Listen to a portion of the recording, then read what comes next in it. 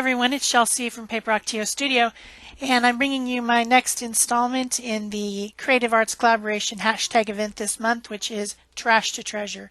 If you put hashtag Trash to Treasure in your search box, you'll come up with all kinds of creative content from people on YouTube. So, this is an Altoid tin, a mini Altoid tin. It smells really good. It smells like cinnamon, but it's empty, and so therefore it is now trash.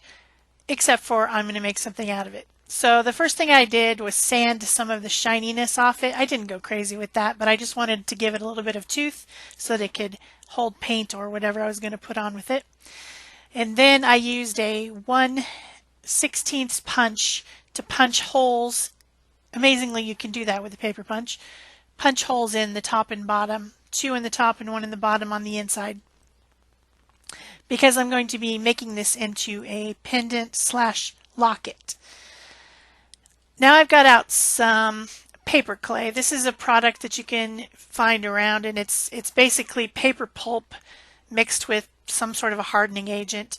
It is an air dry clay, and I've been using it for years, and I just have that container of it, and then I just cut a little bit off, and then I seal it back up using that type of saran wrap that sticks to itself. Press and seal, I think it's called. I put that on it, then I wrap it all up, and then I put it inside a Ziploc bag, push the air out, zip it up, and then put it back in its container. It will dry out if you're not careful. But you can slightly, as long as it's just dry and not completely hard, you can reconstitute it with water. It's interesting stuff. It's just one of the many air dry products that there are available now. So the first thing I did was, excuse me, to roll it out a little bit using the handle of my paintbrush. I have clay tools somewhere. Yeah, just use what you have available, and so I just used the handle of a paintbrush because it was on my desk, and I rolled it out probably maybe a 1/4 of an inch thick, maybe a little bit thinner than that. Put it over the top of the box, and I trimmed it around the you know where the rolled edge is, where the lid opens and shut. I trimmed it so that it fit right around that, right above that little rolled edge, and then smoothed it out with water. You can just smooth this with the water because it's water soluble type stuff. And then I used a French script stamp to put a little bit of a pattern into it. Then I rolled out another piece, and I used a Harlequin type stamp to put some pattern in this one, and I'm cutting it out with an X-Acto knife. You could use any kind of knife, that's just what I had, to make a heart-shaped piece. This stuff is very malleable. You can sculpt with it. And the two things that I like about it, well, one, it's air dry for one, which means that I don't have to bake it. And the other thing that I like is that it's smoothable with water and also sandable when it's done. So you can get a really smooth finish with it. So the next thing I decided to do is to make a little rose. And basically, I learned how to make roses from doing paper roses and also from doing piping roses when I took a cake decorating class. They're just, you start with like a pointy center, and then you just start putting flattened sort of round shapes around it, just wrapping it around and wrapping it around, and eventually you build up a rose. I used a little bit of water, just a tiny bit, on the little base of it to make sure that each rose petal that I stuck on, yeah, stuck on, and just kept building it until I was happy with the size. You could continue to go for longer. You could make it fatter. I just got bored, I guess, so I finished the size that I wanted fairly quickly. And then I'm using the X-Acto knife to just kind of spread everything out and make sure that all the petals are separated and not squished together. I want them squished together at the base where they would be blooming out from, but I don't want them squished together at the top. I want them to be very defined so that you can tell what it is. And then I just cut the bottom of it off to make it flatter, because as I was putting more and more petals on, that base part was getting bigger and bigger. So I just kept fussing with it for a while until I was happy. Now these three actually pieces of plastic are actually packaging, and I'm not going to be using this, but I didn't want to put the paper clay back in the container, so I'm just using up what I have left over that I had already gotten out. And I've been meaning to do this for a while. This is packaging. This one came with buttons, I think from Prima maybe, and so it has like little bubbles in the plastic. And then I have another one that came with some metal plaques and things. So I just pushed the pieces down in the plastic. I saved them for that. I also think maybe I could put hot glue in them and make pieces with that too. But I'm saving them for something else, some other time. I don't even know what. So then I let these dry overnight. It needs to turn white all the way through. It's kind of grayish when it's wet, and then when it's completely white and has no grayish spots left, that's when it's dry. So I picked them up and started smoothing them out with a sanding thing that you use to sand the tops of acrylic nails. What's it called? A buffer? Something? I don't know. Anyway, it's a little sanding block with foam. And then I got some of my Liquitex black gesso out. This is a very matte base paint that you would use on like a canvas or something. And I started painting all my little pieces with this black gesso. And I need to get the bristles down into every little crack and crevice. That's important when you're doing this because of the next step. You want to get the black down into every single little crevice. And I had to go over it a couple times and, jam like on the rose, I had to jam the bristles of my brush down in there to get it all covered. And I covered the front and the back because I'm not sure how much of the back is going to show when I glue these on. I know that they're not going to be flat, so I made sure that the back was covered as well. And on the French script, I really had to get the brush down in there, and I missed a few spots, had to go back, that type of thing. So then I'm going to glue these two pieces on the top of my Altoids box, and this is some glue that I got from Beacon when I was at CHA. They were handing out these little samples. This one's supposed to dry quickly. It's a quick dry, but it's a stinky glue, like E6000 or something is stinky, it's like that. So I figure that it's going to stick really well once it's dry, and it's supposed to dry quickly.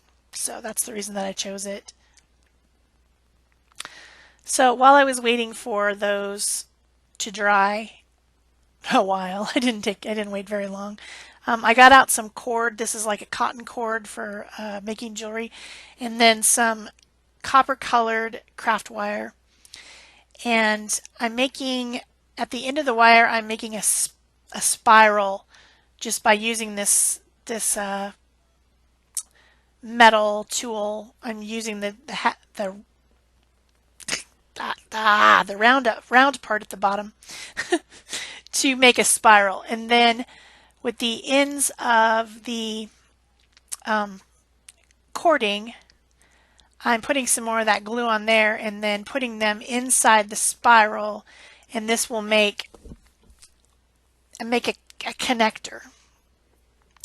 Now the second time that I did it on the other side, I got smart and realized that I should put the cord through first and then put the glue and then pull the cord back. So that's my little tip for you. Once I put the glue on the other one, then I had to jam it down in there. It didn't want to go smooth. So this time I just put it all the way through, put the glue on it, and then pulled it back into the little spiral area. And it kind of smushed the glue out a little bit, but it worked a lot better than trying to jam it in the other direction. I hope that makes sense. So that's how I'm going to connect my cord that my pendant slash locket is going to be hanging from, if that makes sense. I hope it makes sense.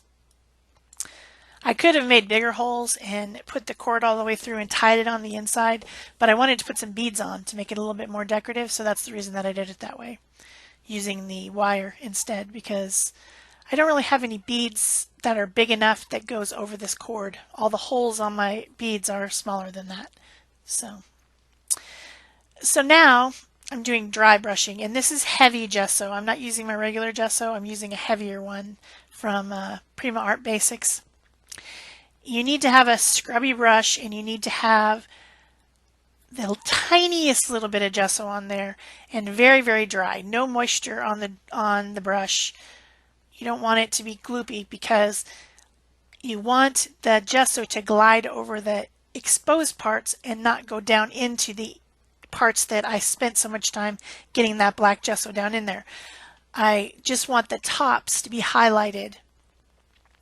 And you do this slowly, don't go crazy, just little bits at a time until you're satisfied with how much of the white you have on there. You could do it in the opposite direction by making it white first and then put the black on dry brushing, or a different color, or whatever you want, but this was what I chose to do for this particular project.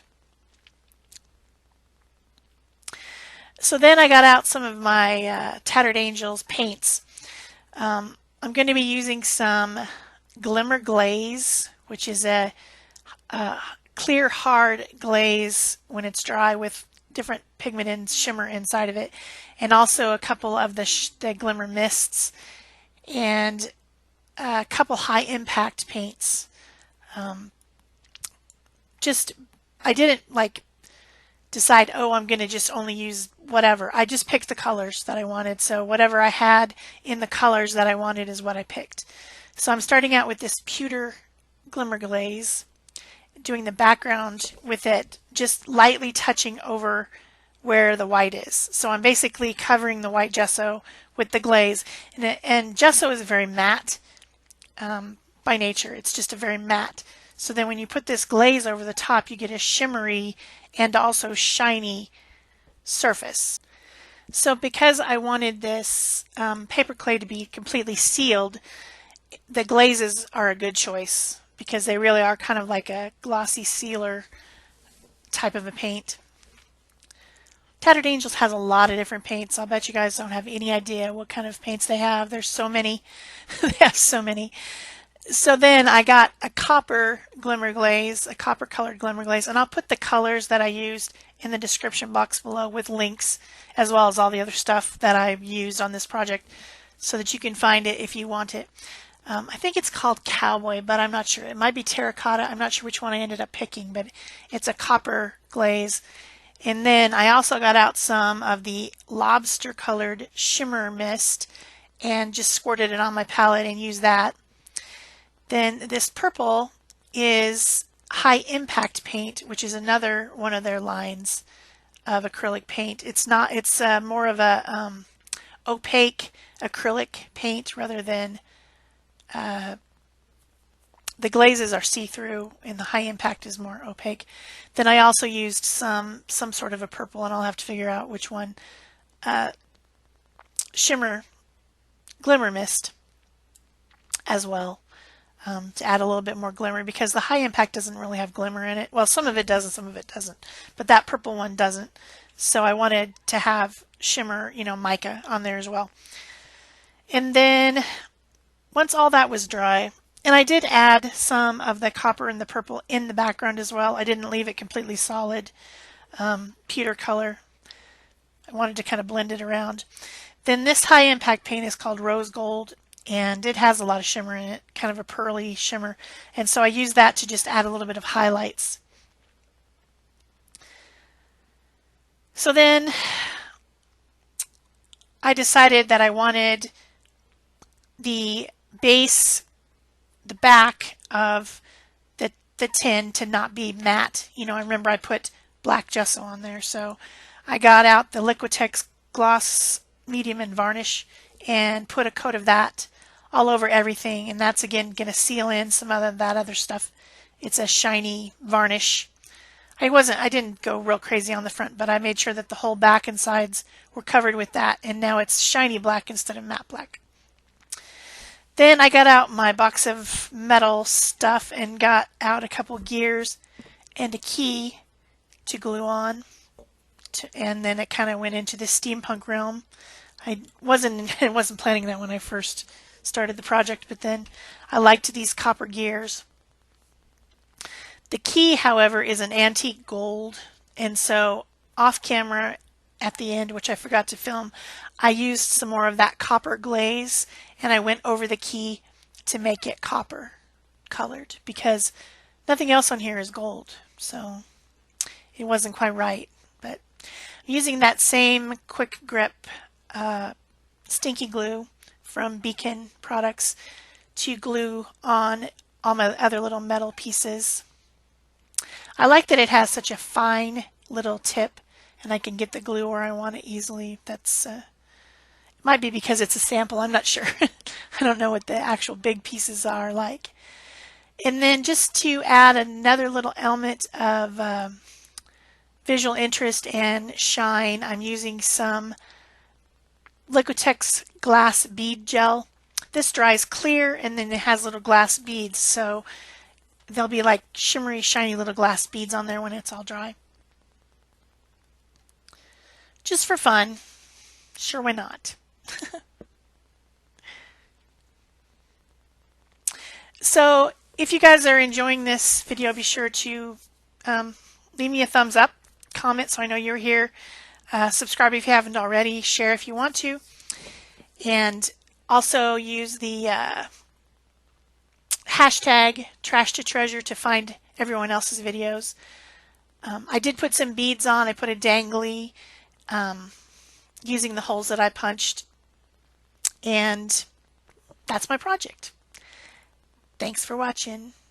Bye-bye.